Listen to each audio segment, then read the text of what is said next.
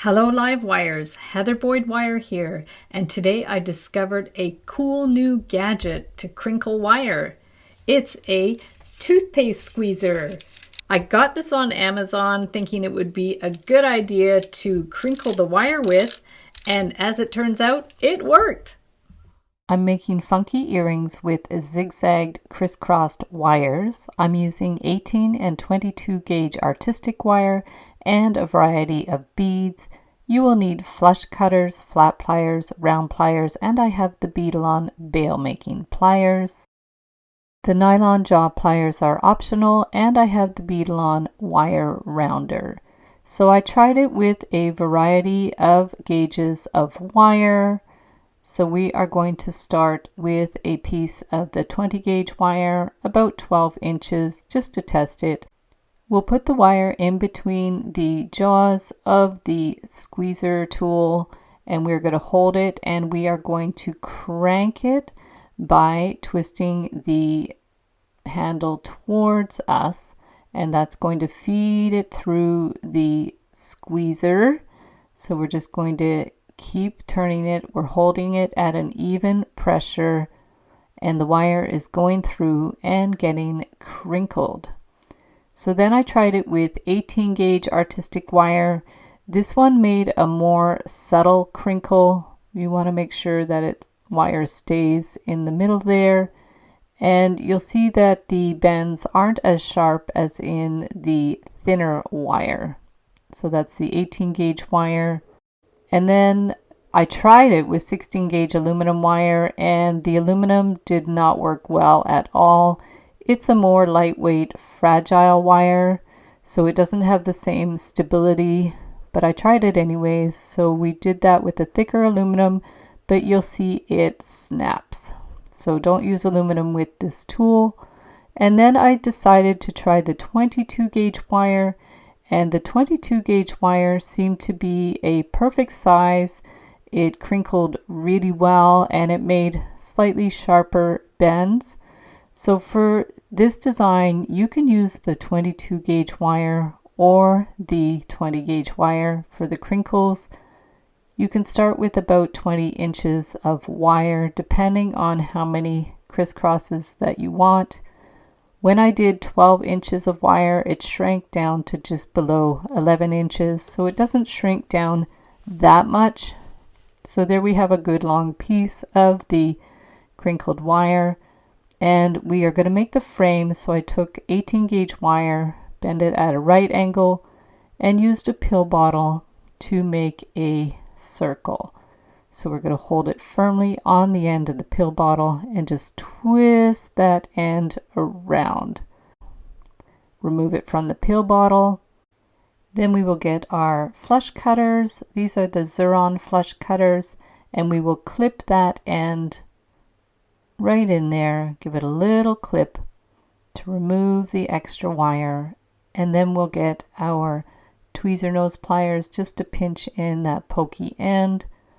So we have the basic frame, and then I'm going to just take a variety of beads, whatever fits on the 18 gauge wire, clip it to about 1/2 inch, and then get the Beadalon bail making pliers and turn the end around into a centered loop.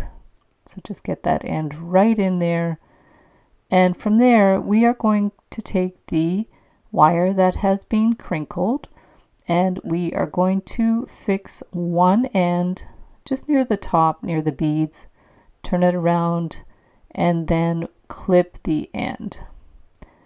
You could pinch it in so it stays in place and it's not pokey.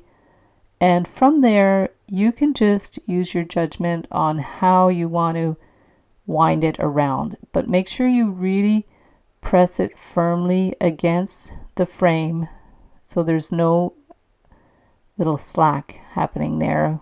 We just want it nice and firmly in place.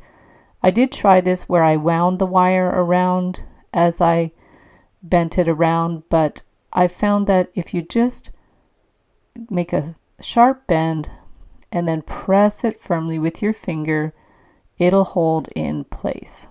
So no need to really wind it through the frame.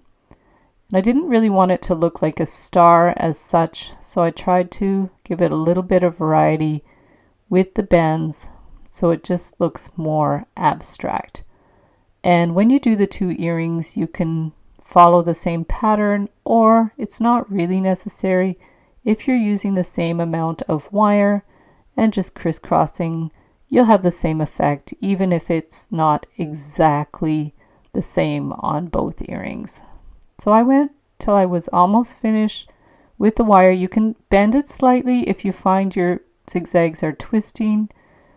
You want to keep them sort of flat, and we're going to bend the end to the back near the top, but you can finish it anywhere on the frame.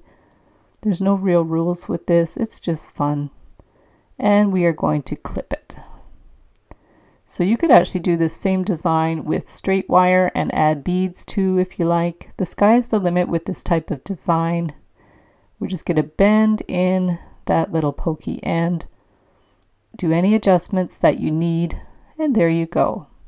So if you want to make your own earring wires, use a hypoallergenic wire. I'll link up a guide below for what kind of wires you can use. We are going to twist the ends both at the same time with the beadle-on bail making pliers and make the hook so they're the same size, and then we're just going to bend it out a little bit on the bottom and cut the ends flush at the same place. And then we need to soften the end, so this is the beadle-on wire rounder. Now we'll open up the earring hook and slide on our earring, close it up, and there you have your beautiful zigzag earrings.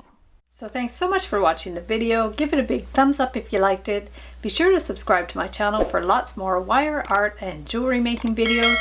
And if you'd like to share photos of your wire art and jewelry, be sure to join the Wire Makers Club on Facebook. And if you'd like to check out my work on Etsy, my husband and I specialize in custom wedding cake toppers and funky jewelry. I also have a mailing list, so if you'd like to sign up below, I'll send you my Wire Art Essentials ebook.